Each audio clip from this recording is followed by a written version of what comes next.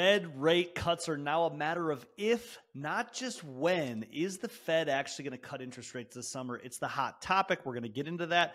3 ways you can get into real estate investing now, because I constantly get asked, hey, I got to wait for 20% down, 25% down a lot of times. How can you get into it now instead of waiting? And then I want to end with a little tech tool. You know the gig. This is the Midwest Invest Report.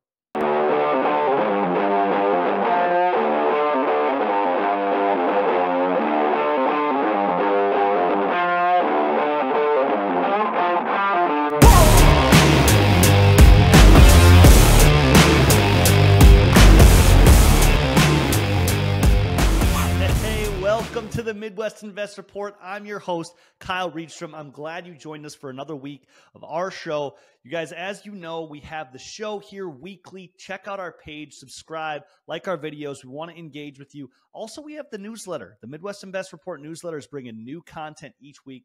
We'd really love you to be subscribers to that, so check that out. We have a link for that in the show notes below. Just go down to the show notes right now, click that link, put it in your email, and we can engage every week on our newsletter along with our video here.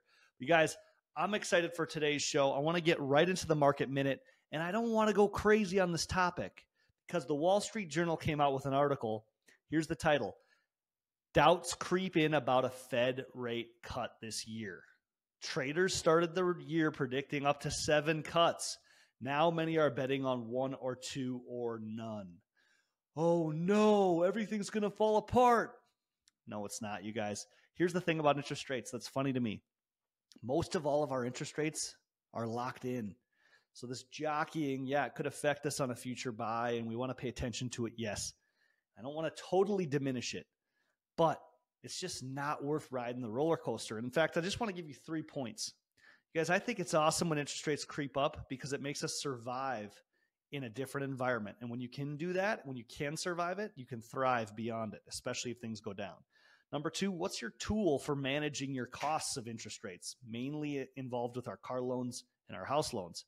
Do you have a tool for budgeting? If you're going to change a car or a house, are you able to adjust that tool to absorb the extra cost that might be interest and how the interest rates affect that extra cost? But at the end of the day, it's just a number. It's a cost for each of us. And if we have that plugged into our tool, it's just easy after that. And the third thing I want to say is this emergency fund idea for families, couples, individuals. I think it's awesome, but it's sometimes a big number when you factor in all your living expenses. Take that down to just your mortgage. If your mortgage is $2,000 a month, what does it look like for you to have 6 months of that saved? That's $12,000. What does it look like for you to have 12 months of your payment at $2,000 a month just set aside in an emergency fund, $24,000? And now you know, like, if you need to put your mortgage on autopilot for any reason in your life, engage, right? I think that's just an awesome peace of mind thing that kind of helps you navigate the crazy world of interest rate cuts and rises and all the above. That's all the time I want to spend on that. Wall Street Journal came out with that. I think it's interesting to hear they're kind of moving their reports away from, hey, we're going to be doing a bunch of interest rate cuts, and now it's maybe none, and who knows what will happen this summer. But I just want to help you, me, everyone navigate, hey, let's keep our heads above water on this stuff. Anyway, you guys, I want to get into the main content of the day. And I get the question a lot, which again, I like to bring you content around things that are happening in my world, conversations I'm having. I get a lot of questions around, hey, I want to get into real estate investing, but I don't have the money right now. And everybody that I used to talk to were checking with the bank and they said, hey, 20% down.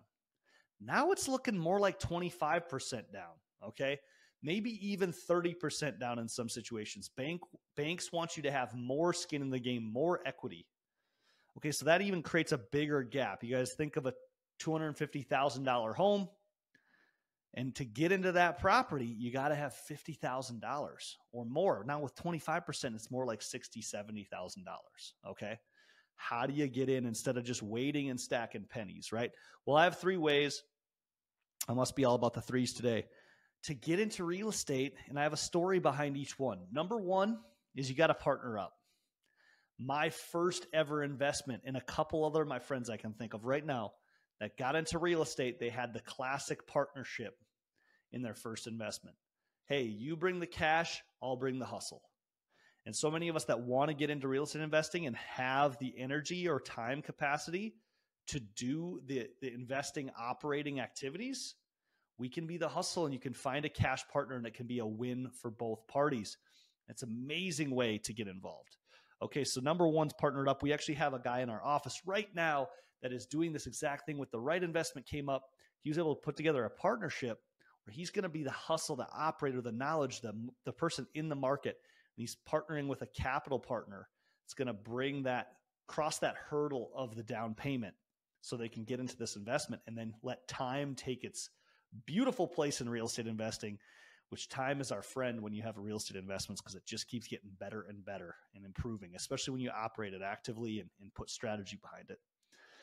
Okay, so partner up. Don't be afraid of that. The other side of this is like, don't partner. That's a scary thing. I just want to touch on that real quick.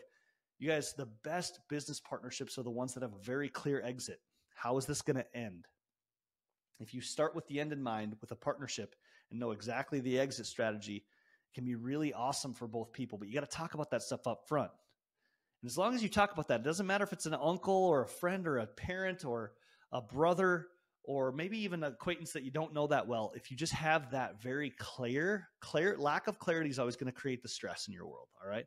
So what can you do to put in an operating agreement, very clear terms on how exits work and everything? Partnering can be a breeze. All right.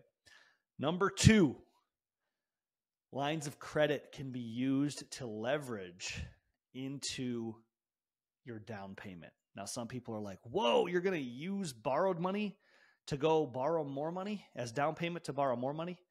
That's kind of in the realm of 100% financing. Yes. Guys, but this is the story of how I got into real estate investing my first go around. I used the combination of the first 2 points here. I had 2 fourplexes under contract. The price was about $500,000. The bank said you need about $100,000. I didn't have $100,000. So I went and partnered up for half of it. And then I was able to go into banks and say, hey, I've got this income. It's been steady for the last couple of years. I'd like a line of credit. The interesting part here, you guys, is the bank doesn't necessarily want to know that you're going to go use that money to invest in a property, because then they might be like, hey, that's risky. But I was able to just say, hey, I want this access to capital for anything, including emergencies or, just as access to capital. And that allowed me to use money, this is high interest money, to get into an investment that I knew I could make worthwhile over time. And I really had to calculate my numbers carefully when I did this. But fast forward, I've owned that property for almost 9 years now. It's been an amazing opportunity. Yes, there's been bumps along the road, and we've had to do pivots and shifts and everything above, but I don't regret doing it. And I want people to understand that there is liquidity available if they're constantly butting their head on the hurdle of, I don't have the capital.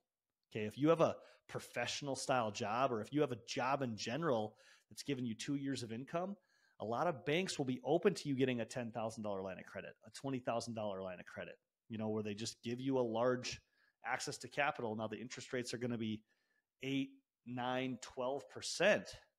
So deploying that capital is very costly. You have to factor that into your numbers.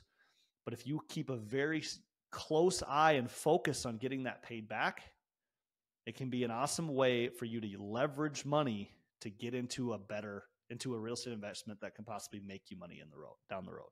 Okay. Number 3 way to get into real estate investing now instead of waiting is the contract for deed or seller financing category.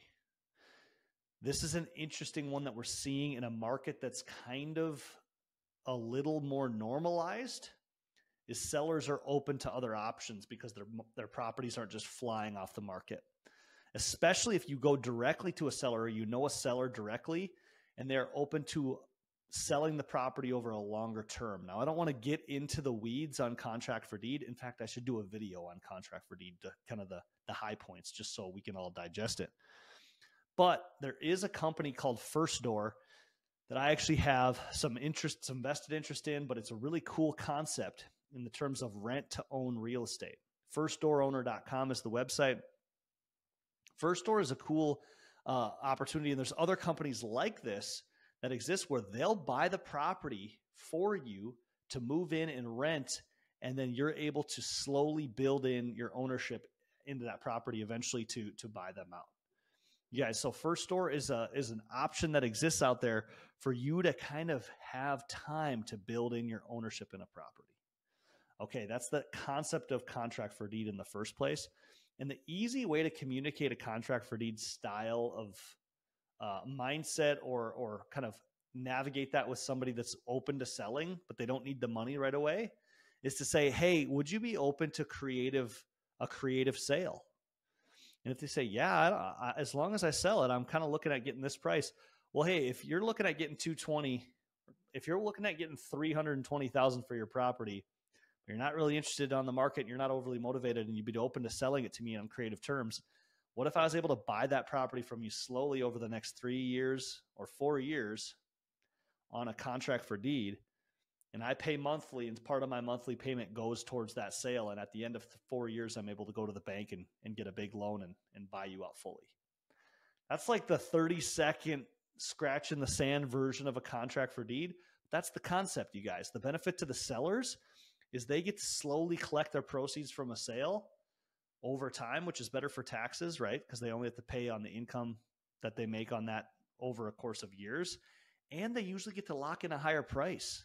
They don't have the question mark. Like, they get to lock in a price, and usually that's a thing that they get in order to give me, as the buyer, the benefit of buying the property slowly and gaining equity through sweat equity, through time, through monthly payments, which is a huge advantage to me, rather than a big downstroke of a down payment right away.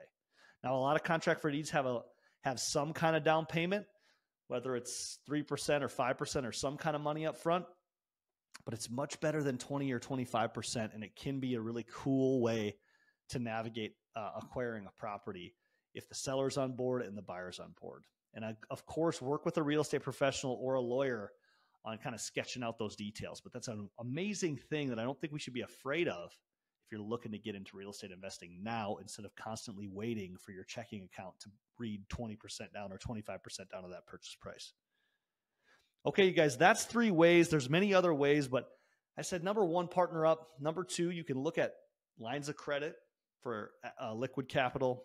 The number 3, look into options like First Store, look into options like contract for deed, and sellers that are off market that will be open to seller financing options. And a cool way to engage that conversation is, hey, would you be open to some seller financing on this property?